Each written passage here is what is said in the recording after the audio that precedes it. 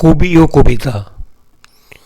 কবিতার খাতা নিয়ে ভাবনার রেশ, কোথা থেকে শুরু হবে কোথা গিয়ে শেষ। ভেবে যায় রাত দিন জানলার পাশে, কলমের ডগা দিয়ে কিছু ঝরে আসে। পাখি ফুল গাছমালা আকাশের ছবি, সন্ধ্যার চাঁদ তারা ভোর ভৈরবী। ধান ক্ষেত পাট ক্ষেত বয়ে চলা নদী, কবিদের মন থেকে বয় নিরবধি। কেউ পায় পাঠকের শুধু ভালোবাসা, কারো কাছে সেটা হয় মুনি দুর্বাসা। তবু কবি লিখে চলে জীবনের গান, একদিন আসবেই মহানির্মাণ। একদিন আসবে মহানির্মাণ। আজকে বিশ্ব কবিতা দিবস, আর আজকে আমাদের কথা কাহিনীতে পেয়েছি কবি পঙ্কজ মান্নাকে। নমস্কার দাদা, আজকে আপনাকে এই কথা কাহিনীতে পেয়ে আমরা খুব আনন্দিত। কিন্তু কবিতার আলোচনার পূর্বে আপনার সেই শৈশবের কথা শুনব, যেই শৈশব আপনি ফেলে এসেছেন অনেক দিন আগে। ছেলেবেলা কেটেছে আমার প্রকৃতির মাঝে। আমি গ্রামের ছেলে, জেলা পশ্চিম মেদিনীপুর, বর্তমানে থানা গোয়ালতোড়, খুব নিকটবর্তী গ্রাম বর্ধিষ্ণু গ্রাম কদমডিহা। তখন ছিল কাঁচা রাস্তা, মুরাম, গাছপালা, উত্তরের দক্ষিণের শালবন, উত্তরের তমাল নদী, ধান ক্ষেত, মহুয়ার গাছ, বাঁশবাগান, সাঁওতাল পল্লী, সেখানে মাদল বাজছে সারা রাত, নাচও দেখেছি। সেই সাঁওতাল মাহাতো গ্রামের সাধারণ মানুষের সাথে মিলে মিশে আমার ছেলেবেলা গড়ে উঠেছে। সেটাই আমার নির্মাণ পর্ব। সেটাই কি আপনার কবিতা লেখার অনুপ্রেরণা? হ্যাঁ, সেটা একটা অনুপ্রেরণা বটেই। কারণ আমি খুব ছেলেবেলাতেই, বিশেষ করে স্কুলে পড়তে পড়তে, যখন আমি ক্লাস 9-এ পড়ি, তখনই কিছু কবিতা আমি লিখেছিলাম। সেগুলো স্কুলের ওই বিদ্যালয়ের যে ম্যাগাজিন থাকে, ওই ম্যাগাজিনেই সব প্রকাশিত হয়েছিল। তারপর ক্লাস 10-এ 10ম শ্রেণীতে আমাকে করা হলো ছাত্র সম্পাদক, ম্যাগাজিনের ছাত্র সম্পাদক। যেহেতু ক্লাসের আমি আর্টস বিভাগের সেরা ছাত্র ছিলাম, আমাকেই করা হয়েছিল। সেই সুবাদে অনেকের কবিতা আমাকে, ছাত্রদের কবিতা, ছাত্র বন্ধুদের কবিতা পড়তে হলো, খুব খুঁটিয়ে পড়তে হলো, এবং বাছাবাছির কাজটা আমাকেই প্রায় করতে হয়েছিল। যদিও আমার শিক্ষক মশাই, বাংলা শিক্ষক রামমোহন ভট্টাচার্য, উনি সাহায্য করতেন। সেই সময়ে আষ্টে পৃষ্ঠে একটা বছর প্রায় কবিতার সাথে, যারা নতুন করে কবিতা লিখছে আমার মতো, আমি এবং আমার সহপাঠীরা, তাদের সাথে খুব বেশি মেলামেশা করতে হয়েছিল। সেটা খুবই একটা দায়িত্বপূর্ণ কাজ করেছিলাম। স্যারেরা ভালো বলেছিলেন। সেখান থেকে ধীরে ধীরে শিক্ষকদের অনুপ্রেরণা ছিল। স্কুলের প্রধান শিক্ষক চিত্তরঞ্জন ঘোষ মহাশয়, আপাদমস্তক খুবই ভালো মানুষ, একটি প্রেমিক মানুষ, সাহিত্যের মানুষ, তিনি আমাদের নির্মাণ করেছেন। সেটা তো গেল সেই স্কুল কলেজের কথা। প্রথম কবিতা যখন এই স্কুল পেরিয়ে আসলো, সেটা কোথায় এবং তখন কেমন লেগেছিল? আমি বরাবরই কিন্তু সাহিত্যের ছাত্র, পড়তে খুব ভালো লাগে। কলেজে পড়লাম ইংরেজি সাহিত্যে অনার্স। আমি কোনোদিনই সিলেবাসের অন্তর্ভুক্ত পাঠ্য বিষয়ের মধ্যে নিজেকে আবদ্ধ রাখিনি।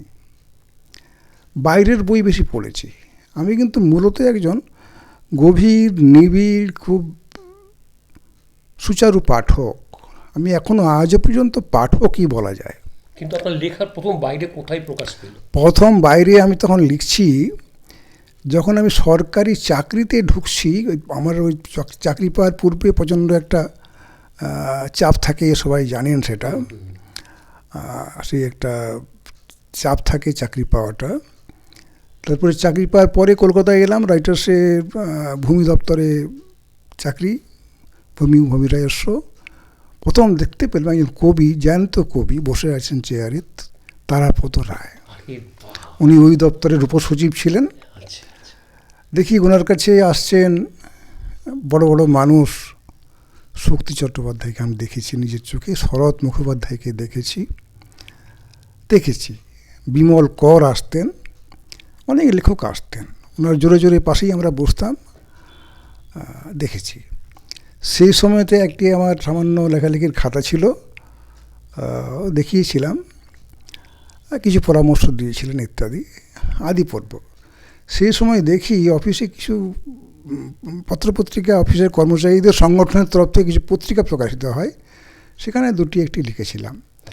তারপর সেখান থেকে ছেড়ে ওয়েস্ট বেঙ্গল সিভিল সার্ভিস পরীক্ষায় এই গ্রুপে উত্তীর্ণ হওয়ার পরে আমি চলে আসি একটি বড় দপ্তর, বাণিজ্য কর বিভাগ, 14 নম্বর বেলিয়াঘাটা রোড। সে বিস্তীর্ণ পরিসর, অত্যন্ত রুচিশীল মানুষের কিছু সান্নিধ্য পেয়েছি। এসে দেখলাম এখানে অনির্বাণ নামে একটি পত্রিকা প্রকাশিত হচ্ছে, পুরানো পত্রিকা। নতুন এলো প্রতীতি, শারদপত্র, আরও অন্যান্য অনেক 5-6টি পত্রিকা বিভিন্ন সংগঠনের।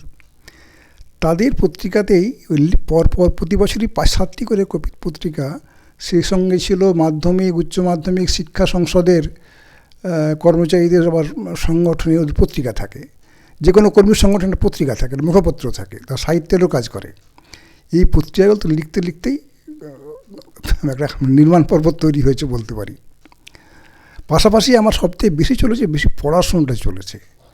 অফিসে বসে, অফিসের মধ্যেই অবসর মুহূর্তে বা সকাল সন্ধ্যে আমি দিন রাত পড়াশোনাটা করতে ভালোবাসতাম। কী ধরনের বই পড়তেন? সাহিত্য, মূলত প্রধানত সাহিত্য, দেশি বিদেশি। ছেলেবেলায় বেশি পড়েছি বিদেশি সাহিত্য, খুব ছেলেবেলাতে শুরু করেছিলাম, তখন মার্কসিস্ট লিটারেচার পড়েছি, রাশিয়ান সাহিত্য পড়েছি। সে আমি শুরু করেছি কার্ল মার্কসের দাস ক্যাপিটালও পড়েছি, রাশিয়ার সংবিধান 1917 সালের যে বিপ্লব হয়েছিল, বলশেভিক বিপ্লব, সে তাদের আমি পড়েছি, রাশিয়ান সংবিধানও পড়েছি। কার্ল মার্কস, লেনিন থেকে শুরু করে ম্যাক্সিম গোর্কি, প্রথম হাতে খড়ি ভালো সাহিত্য পেলাম ম্যাক্সিম গোর্কি, ইংরেজি সাহিত্যের বাইরে। ওনার মাদার একাধিকবার পড়েছি, লোয়ার ডেপথস এবং তার সমস্ত নাটকগুলো আমার কাছে ছিল, ইংরেজি অনুবাদ পড়ে চলেছি।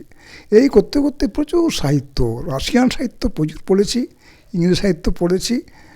একটা সময় মনে হলো যে খুব ভালো করে বাংলা সাহিত্য পড়তে হবে, খুব মনে হলো সেটা। তারপরে এক নাগাড়ে 10 বছর আমি কেবল বাংলাই পড়লাম, ইংরেজি বাদ দিলাম। পড়ে টড়ে এক সময়তে মনে হলো যে একটু রীতিমতো কবিতা লিখলে কেমন হয়, ভালো লাগার ক্ষেত্র হিসাবে, কবি হিসাবে নাম করবো এই ভেবে কোনদিন আমি কবিতা লিখিনি। তো বন্ধুরা, এক সময় আমি একটা খুব নির্জন স্থানে আমার খুব বদলি হলো। তখন রায়গঞ্জ সেভাবে গড়ে ওঠেনি, রায়গঞ্জ ছিল একটা মহকুমা শহর, নতুন জেলা হয়েছে, সেখানকার দায়িত্ব দিয়ে আমাকে পাঠানো হলো নির্জন স্থান, একটা মহকুমাকে জেলা বানানো হয়েছে সে যুগে। তা বললো ওখানে গিয়ে আমি কি করব, তো বললো কবিতা লিখিস, 2-4 জন বন্ধুবান্ধব বললো। হ্যাঁ ঠিক, রাইট। তো সেই যে ওখানে অফিসে অঢেল সময় ছিল, বিকেল 4টের পরে কোনো কাজ ছিল না। বাসায় একা থাকতাম বলে আমার বাসার প্রতি কোনো আকর্ষণ ছিল না, অফিসেই প্রায় 8টা পর্যন্ত বসে থাকতাম, আর 2-1 থাকতেন। তো সেখানেই বসে আর ওখানে উত্তরবঙ্গের কিছু মানুষের সাথে পরিচয় হলো, বেশ জমে উঠেছিল সেটা। যদিও বেশ কিছুদিন অল্প সময়ের মধ্যে আমি ট্রান্সফার হয়ে চলে এলাম, তাহলেও ওখানে একটা নতুন পরিচয় পর্ব এবং সাহিত্যের প্রতি একটা অন্যরকমের উদ্দীপনা ছিল একটা। সেখান থেকে একটা মোটামুটি যাকে বলা যায় দীক্ষা বলে একটা বিষয় থাকে, তো সবেরই ওই দীক্ষা, বীজমন্ত্র ইত্যাদি, ওটা ওখানে পুরোপুরি কিন্তু ওই গায়ত্রী মন্ত্রের মতো কবিতা ওখানে শুরু হলো। ওখানকার পরিবেশ নাকি মানুষ? আমার একাকিত্ব, আমার নির্জনতা, সেটা আপনার কবিতায় ফুটে উঠল। আমার নির্জনতা, আমি একা না হলে কিন্তু সৃষ্টি হয় না, বলে একটা অন্তরাল দরকার। সে যুগের ফোনও ছিল না, অফিস টাইমে অফিস থেকে ফোন, আর মোবাইল টোবাইল ছিল না, বাসায় কোনো ফোন নেই। এই নির্জনতাকে যে সৃষ্টির দিকে পরিচালিত করা যায়, অনেক বড় কাজ করা যায় বলেই আমার বিশ্বাস। তা আজও কি সেই নির্জনতা আমি পছন্দ করি। আমি মানুষ পছন্দ, তার মানে এই নয় যে মানুষকে ভালোবাসি না, মানুষের জন্যই আমার সমস্ত সৃষ্টি, সমস্ত কাজ। কিন্তু আমি একা থাকলে আমি কিন্তু ভালো থাকি, ভালো কাজ করি। আর এই বাড়িতে এর জন্য কি আপনাকে সব জায়গায় দেখা যায় না? আমি সাধারণত কোথাও যাই না, সাধারণত কোথাও যাই না। মাসে 5টা এলে হয়তো 2 মাস গেলাম না, 4 মাস গেলাম না। আমি মনে মনে ঠিক করে রাখি কোথায় যাব, আর কোথায় যাব না। আজকে তো কবিরা মঞ্চ ওঠার জন্য পাগল হয়ে যায়। না না না, বহু লোক বলে আমি এসব পারবো না, আমি পারি না। আমি এক কথাই বলছি, পারি না।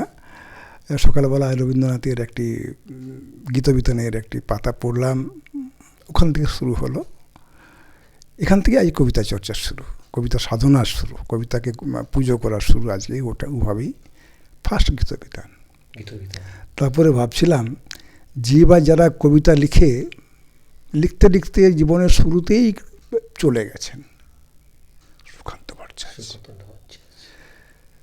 চলে গেছেন কিডস, চলে গেছেন কম বয়সের শেলি, তরু দত্ত চলে গেছে একান্ত 19 বছর বয়সে, 20 বছর বয়সে।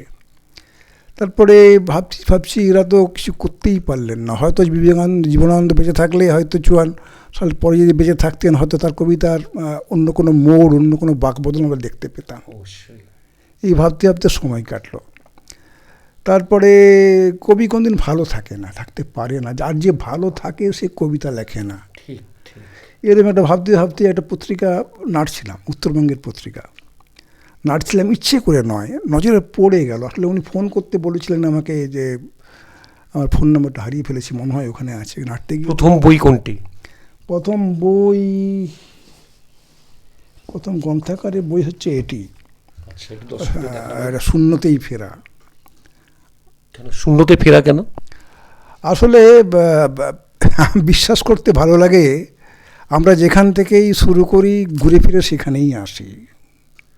বৃষ্টির মতো, পুকুরের জল শুষে নিচ্ছে, মাটির জল শুষে নিচ্ছে, বৃষ্টি গিয়ে সে বাতাস হয়ে আবার জল হয়ে ফিরে আসছে। আসলে সৃষ্টি এবং আদি এবং অন্ত কিন্তু এক জায়গায় মিশছে গিয়ে, আদি এবং অন্ত। যেখান থেকেই যাত্রা শুরু করি আমরা, ঘুরে ফিরে কিন্তু কোথাও যেতে পারি না, সেখানেই ফিরে আসি। আমার বিশ্বাস এটা। We start from a particular point, we start our journey. অনেক ভ্রমণ শেষে কিন্তু সেখানেই ফিরে আসবো, কিন্তু আসতেই হবে। তার মানে আমি বলতে চাইছি, আমাদের যত কিছু অর্জন বলে আমরা বিশ্বাস করছি, দেখতে পাচ্ছি, জাগতিক অর্জন যাই করি না কেন, সবই কিন্তু যে ঈশ্বর থেকে আমার যে যাত্রা শুরু হয়, আবার ঈশ্বরের কাছে গিয়ে আমরা মিশব। যদি ধুলো থেকে আমার সৃষ্টি হয়, আমি ধুলোতে গিয়েই মিশব। If I start my journey from dust, ultimately ঘুরে ফিরে আমি ডাস্টেই হব। যদি ঈশ্বরের থেকে আমার সৃষ্টি হয়ে থাকে, আমি ঘুরে ফিরে ঈশ্বরে গিয়েই বিলীন হব। ফেরা, শূন্য হচ্ছে big zero. That means unimportant নয়, একটা মোস্ট ইম্পর্টেন্ট থিং হচ্ছে জিরো। সে ঈশ্বর, ধরুন ঈশ্বর, মহাসাগরের জল থেকে জল শুকিয়ে বাষ্প হয়ে মেঘ হলো, আবার বৃষ্টির মাধ্যমে সেটা আবার ওই নদী নালা হয়ে আবার সাগরে গিয়েই মিশতে হবে। স্টার্টিং পয়েন্ট এবং এন্ডিং পয়েন্ট সেম। এখনকার যে শেষ বই, সেই বইটা একটু দিয়ে দেখান। শেষ বিকেলের আলো। শেষ বিকেলের আলো? শেষ বিকেলের আলো কেন আবার শেষ বিকেল কেন বলছেন? বয়স বাড়ার সাথে সাথে মানুষের ভাবনা কিন্তু বদলায়। কোনো মানুষ এক জায়গায় থেমে থাকে না। যে থেমে থাকে তার মধ্যে বিবর্তন হচ্ছে না। যার মধ্যে কোনো বিবর্তন নেই, সে লিখতে পারবে না বলে বিশ্বাস করি। সকালবেলায় থাকে রোদ, সকালবেলায় আলো বলবো না, রোদ পরিপক্ক হবে, শেষে রোদের মৃত্যু আছে, রোদের ক্ষয়ে যাওয়া আছে, ম্লান হয়ে যাওয়া আছে, শেষে রোদ মরে যাবে। ওকে জায়গা দিয়ে দিতে হবে, অন্ধকারকে জায়গা ছেড়ে দিতে হবে। হয়তো মাঝখানে চাঁদ এসে উঁকি মারতে পারে, এটুকুই যা। কবিতা লিখে কি সমাজ বদলানো যায়? হ্যাঁ যায়, কিন্তু তারাই কিন্তু পাঠক নির্মাণ করতে হবে। পাঠক নির্মাণ করা হলো কবির কাজ। পাঠক নির্মাণ তো আকাশ থেকে হয় না, কবিকেই করতে হবে। যারা লিখছেন তারা পাঠককে মূর্খ ভেবে যদি সরে যান, অপরিণত ভেবে, অশিক্ষিত ভেবে, অদীক্ষিত ভেবে যদি কবিরা সরে যান, সেটা ভুল হবে। এই প্রসঙ্গে একটা কথা বলা দরকার। আগে ছিল চারণ কবি মুকুন্দ দাস, দেখতেন, লিখতেন, মুখে মুখে কবিতা বলতেন। এখন সেই ভূমিকা কবিদের নেই। এখন ওই চার দেওয়ালের মধ্যেই একটা নন্দনের চত্বরে কোনো একটা জীবনানন্দ সভাঘরে 70 জন কবির মাঝে কবিতা পড়া, তার থেকে গাছতলায় পড়া বোধ উচিত বলে বেশি মনে করি। গাছতলায় পড়তে হবে, ধর্মতলায় মোড়ে দাঁড়িয়ে কবিতা পড়তে হবে। মাত্র একজন পড়বে বা 70 জন শুনবে, 3 জন পড়বেন, 13 জন শুনবেন, এই দিয়ে হবে না। কবিতা সমাজ বদলের ক্ষেত্রে, সমাজ নির্মাণের ক্ষেত্রে আমি সবসময় বদলকে গুরুত্ব দিই না, নির্মাণ, ভেঙে পড়া জিনিসকে নির্মাণ করতে হয়। নির্মাণের ক্ষেত্রে কিন্তু সাহিত্যের ভূমিকা আছেই, কবিতারও আছে, কবির নিজেরও ভূমিকা আছে। তাকে মানুষের কাছে যেতে হবে, মানুষের হয়ে কথা বলতে হবে। আমি যখন গ্রামে গিয়েছিলাম, আমার এক বন্ধু সরাসরি প্রশ্ন করেছিল, যার সাথে খুব ছেলেবেলায় আমরা সাহিত্য চর্চা করেছি এবং বললাম না কার্ল মার্কস, লেনিন ইত্যাদি পড়েছি। বলে, হ্যাঁ রে, তোর কবিতা তো পড়ছি, এ তো কলকাতার বাবুদের কবিতা রে, গ্রামের মানুষের কবিতা কই?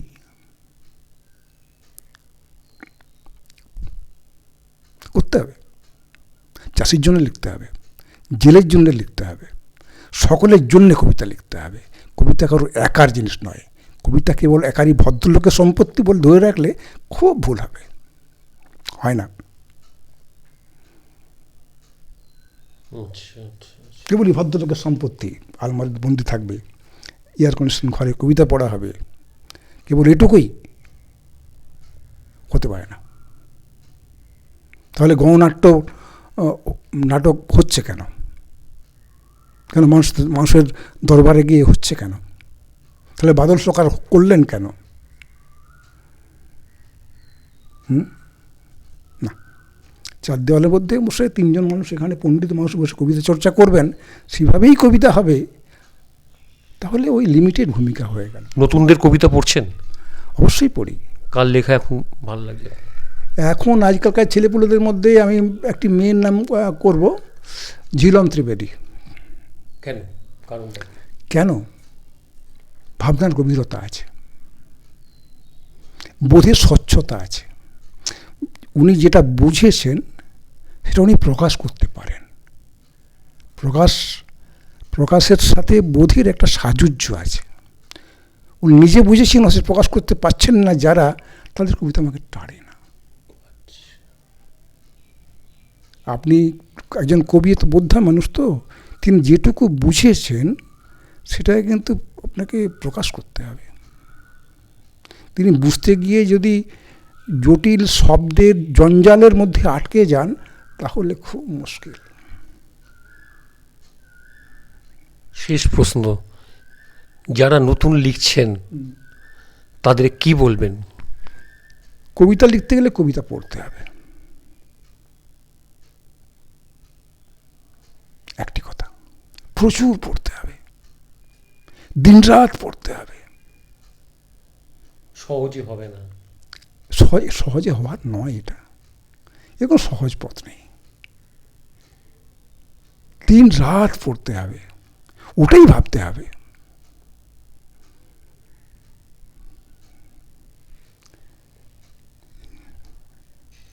আজকে কবিতা দিবস, যদি অনুমতি করেন একটা কবিতা আমি পড়ব, আজকের লেখা কবিতা, একদম আজকের লেখা কবিতা। এবার কবির নিজের মুখে তার কবিতা শুনতে পাবো। আসুন একটু মন দিয়ে শোনা যাক। আজকে কবিতা দিবস,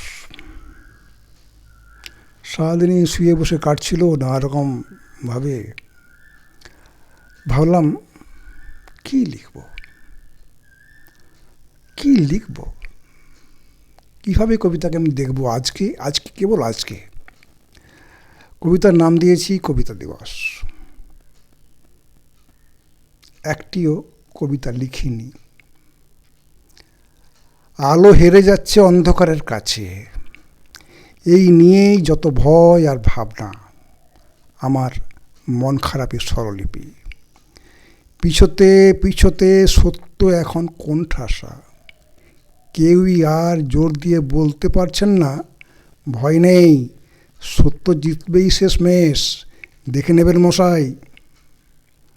কবিতা লিখিনি, প্রতিটি কুড়ির ফুল হয়ে ফুটে ওঠার দুরন্ত বাসনা অনুবাদ করে গেছি। জীবনের জ্বরে পোড়া মানুষের আর্তনাদ শুনতে শুনতে যখন খুব ভেতরে প্রেমিক আমিটা বেদনায় ভিজে কাদা হয়ে যায়, সেই সমগ্র দৃশ্যপটের নাম দিয়েছি কবিতা। বেহায়া চাঁদ আর পাখি নিয়ে কবিতা হয় না এই তরল সময়ে।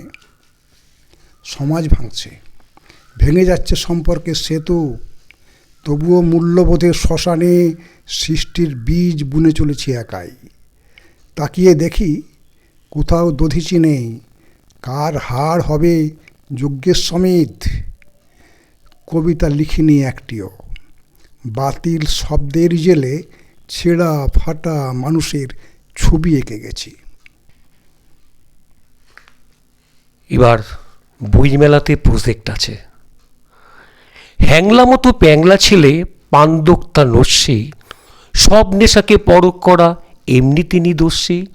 স্কুলে পড়া নামমাত্র গল্পগুজব আড্ডা, শেষ বেঞ্চে এক দেয়ালে ফি বছরই গাড্ডা। বই ছয় না একটা দিনও, পড়ার বই অল্প, হঠাৎ দেখি বইমেলাতে পড়ছে ছড়া গল্প। ব্যাপার দেখে চমকে উঠি, চোখ কচলে আতকে, সূর্য দেখি দিনের বেলা, আজকে সেটা রাতকে। চুপটি করে পাশে দাঁড়াই, দেখেই তোকে ধন্য, বইমেলাতে বই কিনতে না অন্য কিছুর জন্য। একটু কেসে বলল হেসে, ধরিয়ে দিল ভুলটা, প্রজেক্ট নিয়ে চাপ দিয়েছে লক্ষ্মী ছাড়া স্কুলটা। বইকে হাতে সেলফি তুলে পাঠিয়ে দেব মাত্র, বই পড়াতে বুঝুন আমি কেমন ভালো ছাত্র। আমরা ভালো ছাত্র হই বা না হই, আমরা কিন্তু কবিতা লিখি।